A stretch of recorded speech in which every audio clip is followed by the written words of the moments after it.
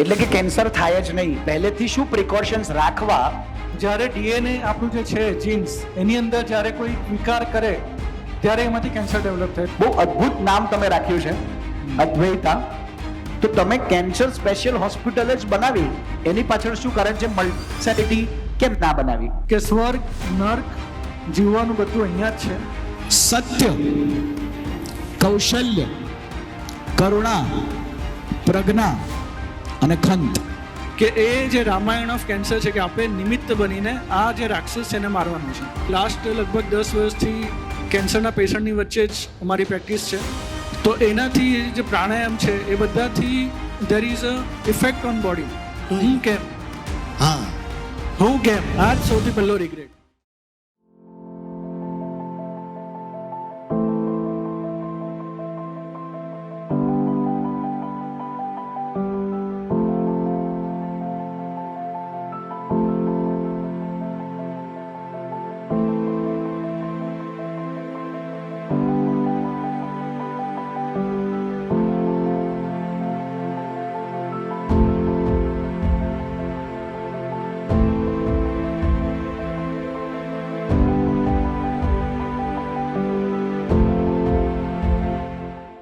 એવું તો શું કરવું જોઈએ આ લોકોએ કે તમારા સુધી આવવું જ ના પડે? એટલે કે કેન્સર થાય જ નહીં, પહેલેથી શું પ્રિકોશન્સ રાખવા જેથી કે ડોક્ટરની જરૂરત જ ના પડે? ભલે પછી પડે તો તમારી પાસે આવી શકે છે, પણ ના પડે એના માટે શું કરવું? જો આના છે ને તે અમુક સ્પેસિફિક આન્સર છે ને અમુક નોન સ્પેસિફિક આન્સર છે. સ્પેસિફિક આન્સર્સ જોઈએ તો રીઝન શું છે કેન્સર થવા પાછળનું? એક વિકાર છે આપણા શરીરનો. આપણું નોર્મલ લાઈફ જે લાઈફ ફોર્સ છે કે આપણે એને સંસ્કૃતમાં કીધું શક્તિ, એનો એક વિકાર છે કે જે આપણું જે નોર્મલ લાઈફ ફોર્સ જે ડાયરેક્શનમાં જવી જોઈએ એ ડાયરેક્શન ભૂલી ગઈ અને ભૂલીને અમુક ટ્યુમર સેલ્સ એ આપણા જ શરીરના સેલ છે જે રૂપાંતરિત થઈને કેન્સર બનાવી રહ્યા છે. તો આ જે રૂપાંતરણ છે તેની પાછળના બહુ સ્પેસિફિક રીઝન્સ છે. એક તો કે હેરિડિટરી, કે કોઈને ફેમિલીમાં આવતું હોય તો જ્યારે ફેમિલીમાં અર્લી એજમાં ફેમિલીમાં કોઈને બી કેન્સર છે તો એમના જે બેબીઝ છે એમનામાં રેગ્યુલર ચેકઅપ કરવાની જરૂર હોય કે જેથી એમને કોઈ બી જગ્યાએ કેન્સર ડેવલપ થતું તો આપણે એને તરત પકડી શકીએ. પણ એમાં ખાલી 100 કેન્સરના પેશન્ટ મારી પાસે આવે એમાંથી 10 થી 15 જ એવા છે કે જેને આ રીતનું પ્રોબ્લેમ હોય. બાકીના જે 80 થી 85 લોકો છે એને તમે સ્પેસિફિકલી જુઓ, અહીંયા બી બેઠેલા લગભગ 85 થી 90% લોકો આપણે એવરેજ કાઢીએ તો એ બધાને એન્વાયરમેન્ટલ રિસ્ક ફેક્ટર એટલે શું કે એર પોલ્યુશન છે, ફૂડ પોલ્યુશન છે, ક્યાં તો પછી કોઈને કોઈ ટાઈપનું એડિક્શન હોય, તંબાકુ છે, માવો છે, દારૂ છે, જે બી હોય તે આ બધાને કહેવાય એન્વાયરમેન્ટલ. એટલે કે વાતાવરણની અંદર રહેલા આપણાથી એને જેને કંટ્રોલ કરી શકાય એવા રિસ્ક ફેક્ટર. એટલે હવે એમાં બે પાર્ટ કરી દઈએ કે જે એડિક્શનનો પાર્ટ છે કે જે તંબાકુ, માવો, દારૂ જે બી છે, સ્મોકિંગ છે, એને તમે સ્ટોપ કરી શકો જાતે પર્સનલી. પણ એના સિવાયના અમુક ફેક્ટર્સ એવા છે જે એર પોલ્યુશન છે, ફૂડ પોલ્યુશન, તમે બહાર ખાવા જાઓ છો કે બહાર જે કેમિકલ્સ હોય છે અથવા તો પછી જે પેસ્ટિસાઇડ આવે છે તમે જે ખાઓ ત્યારે, એવરીથિંગ એ બધી વસ્તુઓ તમે કંટ્રોલ નહીં કરી શકો. તો આ જે બધી વસ્તુ છે એ બધું મળીને જ્યારે ડીએનએ આપણું જે છે જીન્સ એની અંદર જ્યારે કોઈ વિકાર કરે ત્યારે એમાંથી કેન્સર ડેવલપ થાય. તો આનાથી બચવા માટે કેવી રીતના કરી શકીએ કે મિનિમમ એક્સપોઝર ટુ આ જે વસ્તુઓ છે તે કે જે તમારા ડીએનએમાં વિકાર કરી રહી છે. Minimum exposure means what? કે સવારે તમે ઘણા લોકોને પ્રેક્ટિસ હોય છે કે સવારે ચાલવા જાઓ તો 60 to 90 minutes of regular exercise તમે 7 દિવસમાંથી 5 દિવસ કરો છો તો it has shown definite decrease in cancer incidence. એટલે કે સ્ટડીઝ થઈ છે હજારો પેશન્ટ પર કે જેમાં તમે લાઇફસ્ટાઇલ મોડિફિકેશન કરો. આપણે કહીએ છીએ કે સાત્વિક ડાયટ, ખાવાનું જે છે તે સાત્વિક હોવું જોઈએ. 3 ગુણો આપ્યા છે, સત્વ, રજસ અને તમસ. એમાંથી જે સાત્વિક ડાયટ છે એ તમે કરો, એક્સરસાઇઝ રેગ્યુલર કરો, તમારા શરીરને જેટલું તમે સ્વસ્થ રાખો એટલું એ કેન્સરની સામે લડી શકે.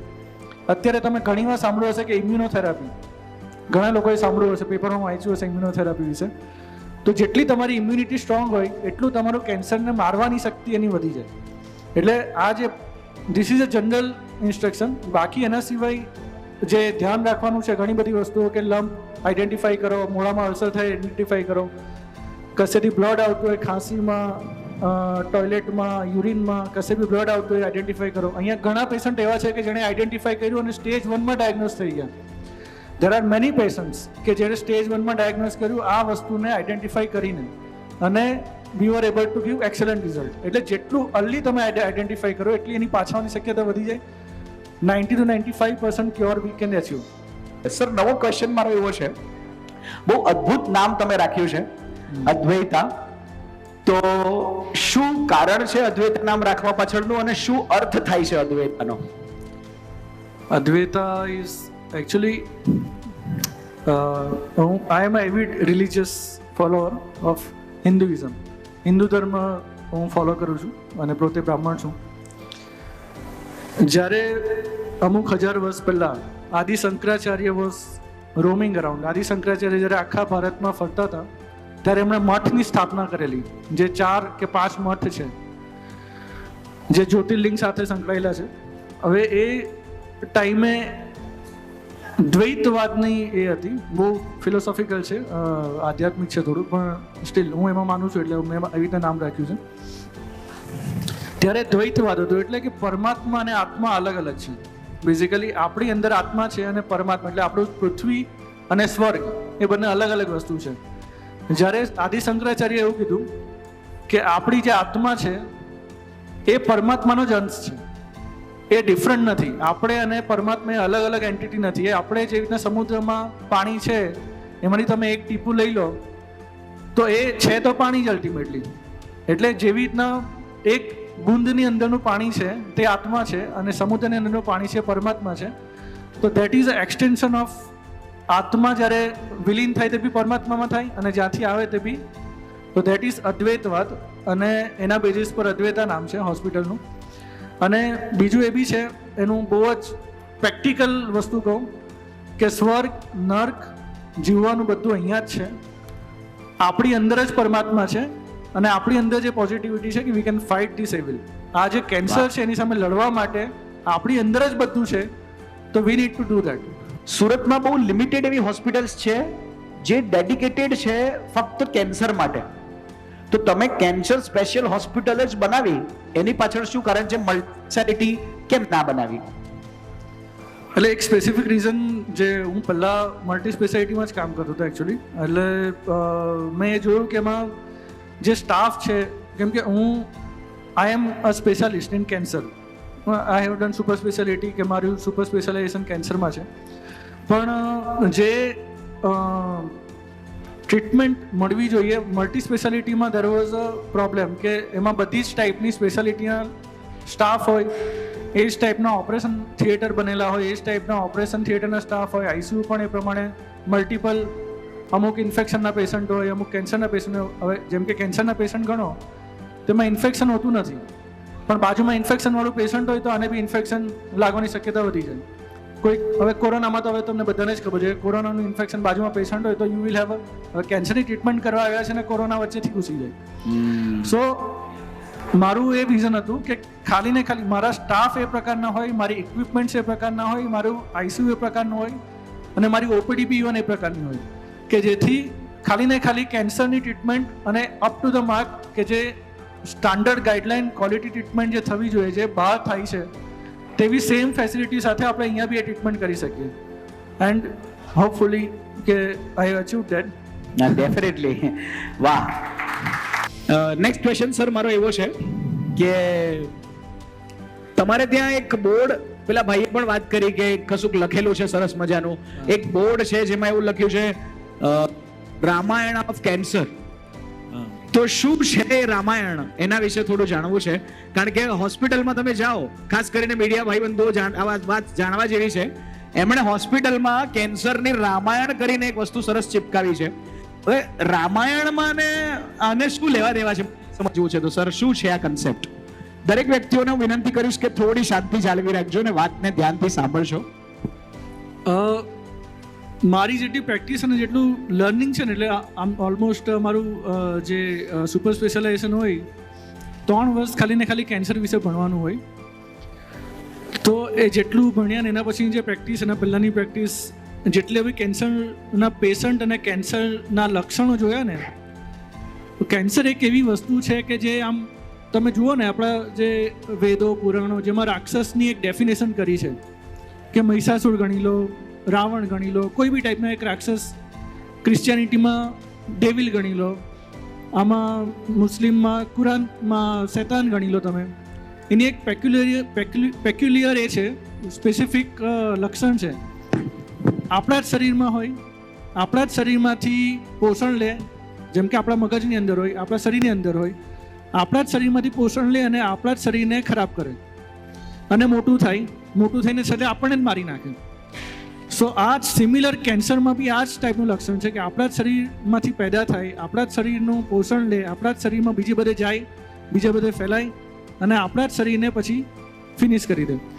સો આ જે રાક્ષસ વૃત્તિ છે, રાક્ષસી વૃત્તિ, કેન્સરને I call it absolute devil, કે જે આપણા શરીરનું બધા જ આ લક્ષણોને પૂર્ણ કરે અને આપણા શરીરને ખરાબ કરે.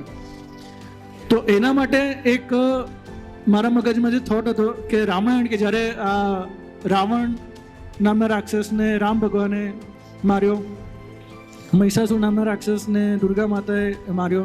દશેરાના દિવસ આપણે વી આર સેલિબ્રેટિંગ દશેરા, આજે બી છે કોઇન્સિડન્ટલી, અને લાસ્ટ યર બી એ જ. એટલે વી આર સેલિબ્રેટિંગ દશેરા કે આ ટાઈપના રાક્ષસ, કેન્સર રૂપી રાક્ષસને આપણે ટ્રીટમેન્ટ દ્વારા મારી શકીએ.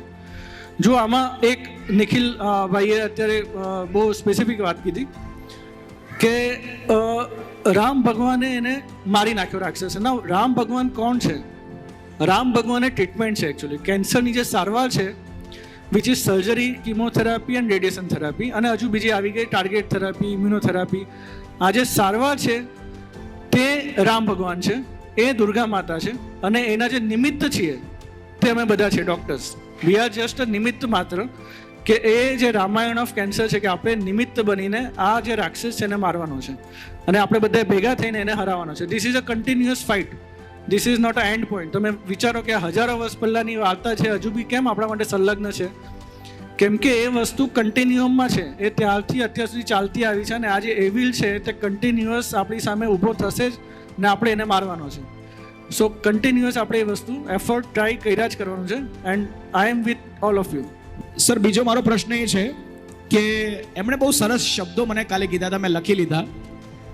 આ દરેક વ્યક્તિ અહીંયા ઉપસ્થિત છે, એમણે સાંભળવા જેવું છે. આ એમની જે પ્રેક્ટિસ છે કઈ વાત પર નિર્ભર છે, પેશન્ટ્સને અને દુનિયાને સાહેબ કઈ રીતે જુએ છે. સત્ય, કૌશલ્ય, કરુણા, પ્રજ્ઞા અને ખંત, આ વસ્તુઓ સાથે કઈ રીતે સાહેબ તમારી ટ્રીટમેન્ટ અને તમારા થોટ્સ જોડાયેલા છે? We want to know that. એટલે આ મારી ઓપીડીમાં જેટલા પણ લોકો આવ્યા હશે, વાંચ્યું હશે, બધાએ જ 5 ખાલી વર્ડ લખ્યા છે, એના સિવાય બીજી મારી ઓપીડીમાં મારા સર્ટિફિકેટ સિવાય બીજું કંઈ ખાસ નથી. સો 5 વર્ડ પાછળ બહુ ઇમ્પોર્ટન્ટ વસ્તુ છે. કેન્સરની જે ટ્રીટમેન્ટ છે ને તે બહુ ઓપેક છે, મતલબ કે દૂધિયું પાણી કેવું હોય ખબર નહીં પડે તમને, કે આની પાર તમે જોઈ નહીં શકો. એટલે કેન્સરની ટ્રીટમેન્ટમાં પણ એ પ્રમાણે ઘણી બધી વસ્તુઓ, ઘણા બધા લોકો અંદર અલગ અલગ ટાઈપની એડવાઇસ આપતા હોય. તમે બી જ્યારે ટ્રીટમેન્ટ કરી હશે તો આજુબાજુના 5 લોકો આવ્યા હશે, બીજા 10 લોકો આવ્યા હશે કે આમ કરી દો, આમ કરી દો, આ દવા લઈ લો ને સારું થઈ જશે, આ ઇન્જેક્શન લઈ લો ને બધું સારું થઈ જશે, કાં તો સર્જરી કરી દો તો બધું સારું. સમથિંગ એન્ડ સમવેર કોઈને કોઈ એડવાઇસ તમને મળી હશે. આ જે દૂધિયું પાણી છે ને એની અંદર જે એકચ્યુઅલ ફેક્ટ છે, જે સત્ય છે તે તમને જણાવવું બહુ જરૂરી છે કે આવું છે, તમારી કન્ડિશન આવી છે, આ ટ્રીટમેન્ટથી આ આપણે એચીવ કરી શકીએ છીએ. This we can achieve. એટલે આનાથી તમારા મેન્ટલ જે પર્સપેક્ટિવ છે, તમારો જે આગળનું જે ભવિષ્ય છે, તમે ક્લિયરલી એને જોઈ શકો. એટલે મેં જેટલી બી મારી પ્રેક્ટિસ જોઈ છે ને, તેમાં જેટલા બી લોકોની સાથે મેં કામ કર્યું છે, અત્યારે તો હવે આઈ એમ ડુઈંગ ઇન્ડિપેન્ડન્ટલી છેલ્લા 5 વર્ષથી, પણ પહેલાં જ્યારે બી મેં જોયું છે તો આ વસ્તુને ઘણા લોકો ઓપેક રાખતા હોય, દૂધિયું રાખતા હોય, કે ખબર નહીં પડે કે શું ચાલી રહ્યું છે. એમ ટ્રીટમેન્ટ ક્યાં સુધી ચાલુ રહેવાની છે, ક્યારે પતવાની છે, રાઈટ, ક્યારે તમે એકચ્યુઅલી કેટલી ટ્રીટમેન્ટથી કેટલો ફાયદો થવાનો છે. તો એના માટે આ ફર્સ્ટ વર્ડ મેં સત્ય રાખ્યો છે.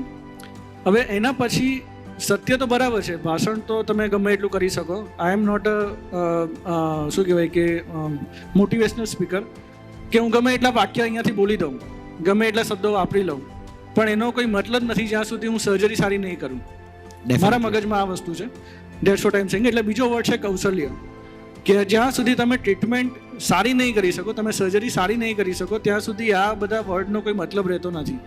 એટલે સેકન્ડ વર્ડ છે કૌશલ્ય. એટલે ડાયરેક્શન આપી દીધી સત્યથી તમે કે આ ડાયરેક્શનમાં જવાનું છે, પણ એને તમે પ્રોપર સ્કિલફુલી ટ્રીટમેન્ટ કરીને પેશન્ટને એમાંથી બહાર કાઢો. પણ સ્કિલ એટલી ઇમ્પોર્ટન્ટ નથી, એની સાથે સાથે તમારી ડિગ્રી પણ ઇમ્પોર્ટન્ટ છે. એટલે જે વર્ડ છે પ્રજ્ઞા, કે જે પ્રજ્ઞા મીન્સ વોટ, આપણે જે નોલેજ ગણીએ છીએ એ પ્રજ્ઞા નથી. નોલેજ એટલે પ્રજ્ઞા માટે કોઈ ઇંગ્લિશ વર્ડ છે નહીં, પણ પ્રજ્ઞા એ છે કે પેશન્ટની કન્ડિશન પ્રમાણે. અત્યારે જ એક પેશન્ટે ટેસ્ટિમોની આપી કે 81 યર. હું હંમેશા એવી મારી આદત છે કે પેશન્ટની ટ્રીટમેન્ટ આપતા પહેલાં પેશન્ટને હું બોલાવું કે તમે અહીંયા આવો અને તમે મને મળો, પછી હું તમને ટ્રીટમેન્ટ નક્કી કરીશ. એનું એક સ્પેસિફિક રીઝન છે કે 81 યર ઓલ્ડમાં કઈ સર્જરી કરી શકાય એવું છે અને કઈ સર્જરી નથી કરી શકાય એવું, કઈ કીમો આપી શકાય એવું છે, કઈ નથી આપી શકાયું. આ વસ્તુ વિધાઉટ ભણ્યા વગર મેં 15 વર્ષ સુધી 16 વર્ષ સુધી ખાલી ને ખાલી આ જ કામ કર્યું છે કે ભણો ભણો ભણો ભણો. 2004-5થી અમે સ્ટાર્ટ કરેલું હતું ભણવાનું MBBSમાં, જ્યારે એન્ટ્રી થઈ મારી સિવિલ હોસ્પિટલમાં.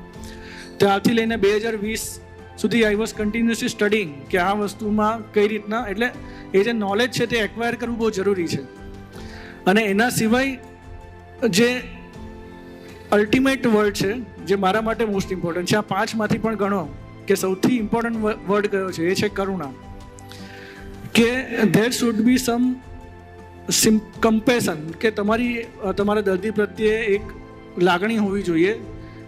તો તમે એ વસ્તુને, કેમ કે એક વ્યક્તિ આવીને ચાલ્યો જાય, just for example as doctor, તમે પેશન્ટ ઓપરેટેડ છે, તમે જસ્ટ ખાલી એમ જ વિધાઉટ લાગણી વગર મળ્યા એમને ચાલ્યા જાઓ, તો એ તમારું એક રિલેશન જે છે તે બનશે નહીં. તો તમારી વાતની ઇમ્પેક્ટ તમારા દર્દી પર પડશે નહીં.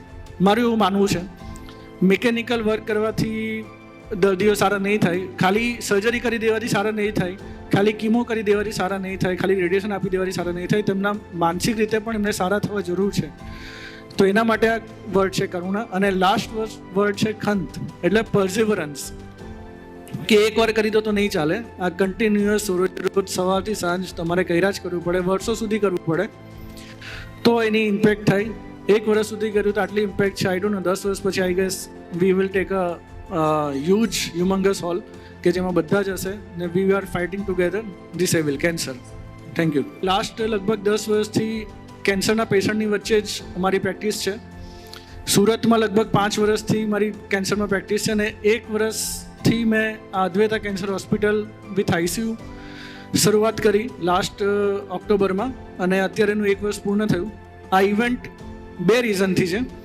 એક તો કે આ બધા ભેગા થયા છે, એની પાછળનું રીઝન એ છે કે કેન્સરની સામે ઇફેક્ટિવલી આપણે લડી શકીએ છીએ. We can fight it. એ એવું નથી કે આપણે એની સામે કોઈ જ એક્શન લેશું ને કોઈ જ ફાયદો નથી. આ બધા એના પ્રૂફ છે જેટલા બી બેઠા છે તે. અને બીજી વસ્તુ કે કેન્સર થયા પછી પણ નોર્મલ લાઈફ જીવવી એટલી જ ઇમ્પોર્ટન્ટ છે જેટલી મારા પેશન્ટો જીવી રહ્યા છે. I want to convey that message two everyone કે જેટલા બી દુનિયાની અંદર કેન્સરના પેશન્ટ છે, આ બધા પેશન્ટ એકવાર થયું, તમે હાર્ટ એટેક આવે છે કોઈને, કે કોઈને સ્ટ્રોક આવી જાય છે, કોઈને કોઈ બી બીમારી થાય છે, તો તમે જીવવાનું નથી છોડી દેતા ને. એવું તો નથી કહેતા કે મારે હાર્ટ એટેક આવી ગયો, હવે નેક્સ્ટ કાલથી હું જીવવાનું બંધ, અનલેસ કે કોઈ ઇવેન્ટ બને.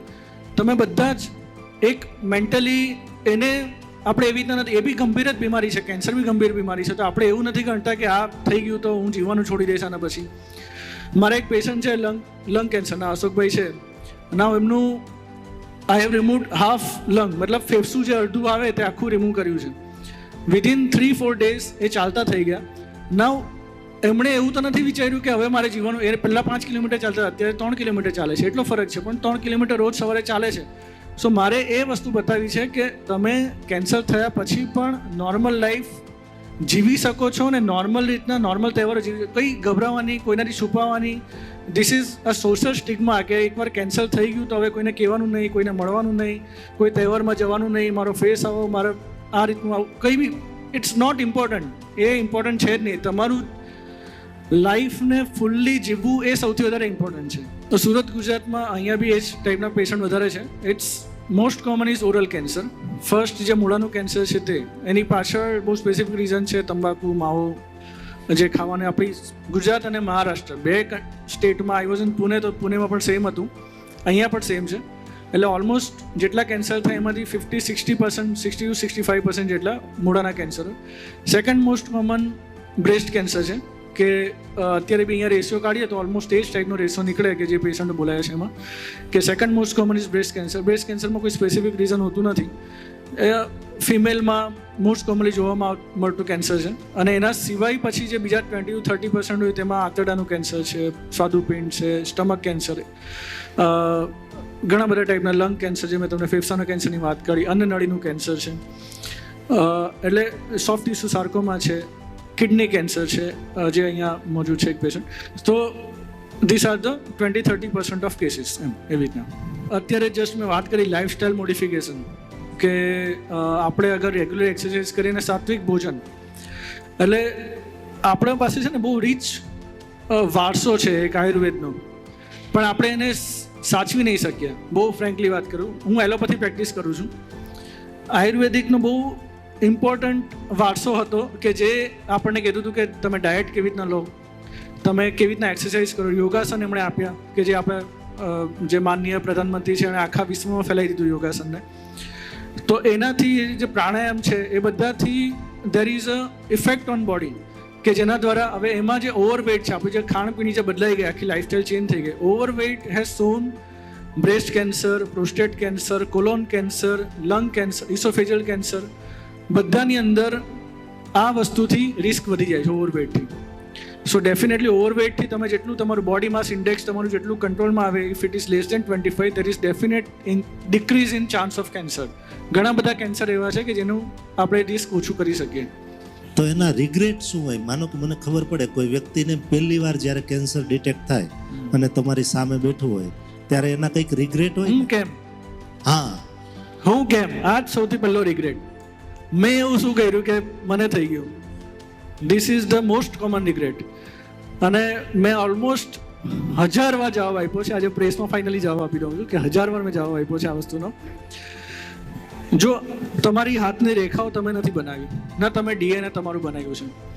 તમારી જે 7 પેઢી આગળ ગઈ, હવે આપણી તો બહુ કાર્મિક સાયકલ કહીએ છીએ આપણે એને, કે કર્મની જે એ છે, આ જે કર્મની જે ઇમ્પેક્ટ હોય તે એક જ જનરેશન સુધી નથી રહેતી. એ કર્મની ઇમ્પેક્ટ 7 જનરેશન સુધી રહે તમારી.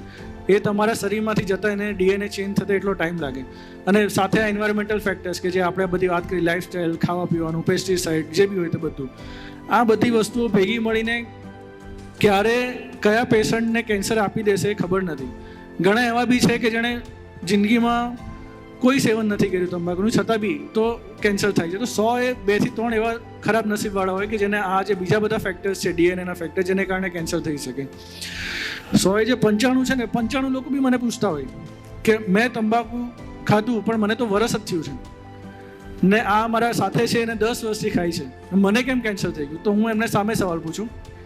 આ મારો ટિપિકલ સવાલ છે, ઘણા લોકોએ સાંભળ્યો બી હશે, કે આપણે અહીંયા બેઠેલા બધા 5 આઈસ્ક્રીમ ખાઈ જઈએ તો કાલે કોને સવારે શરદી થવાની છે ખબર છે તમને? કોઈને નથી ખબર. તો આપણે કેટલું તંબાકુ ખાશું એનાથી કોને કેન્સર થવાનું છે કેવી રીતના જાણી શકીએ? તો it's not possible to logically answer this question. એટલે આપણે જેટલા બી ફાયદા કરવાવાળી વસ્તુઓ છે એના પર ફોકસ કરીએ અને નુકસાન કરવાવાળી વસ્તુને શરીરમાં આપણા જે જિંદગીમાંથી એલિમિનેટ કરી દઈએ. અત્યારે જેટલા માવાના ગુટકાના સેન્ટર હશે એટલા સેન્ટર આખા સુરતમાં હશે, એટલા આખા દુનિયામાં કશે નહીં હોય. તો આપણે એના પર કામ નથી કરતા.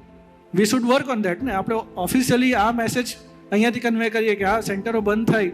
બંધ એવી રીતના થાય કે લોકોની ડિમાન્ડ ઓછી થાય. બંધ આપણે કોરોનામાં બી બંધ થઈ ગયેલા હતા તો લોકો બ્લેકમાં કરતા હતા, બ્લેકમાં ડબલ રૂપિયા આપીને મંગાવતા હતા. સો એવી રીતના નહીં, ડિમાન્ડ ઓછી થવી જોઈએ. Demand should be nil, nadir, then only આપણે કેન્સરને ઓછું કરી શકીએ. એમ સર, એકવાર સાજા થઈ ગયા પેશન્ટ જે અહીંયા બધા બેઠા છે, તો એમણે શું વધારે કેર રાખવી જોઈએ?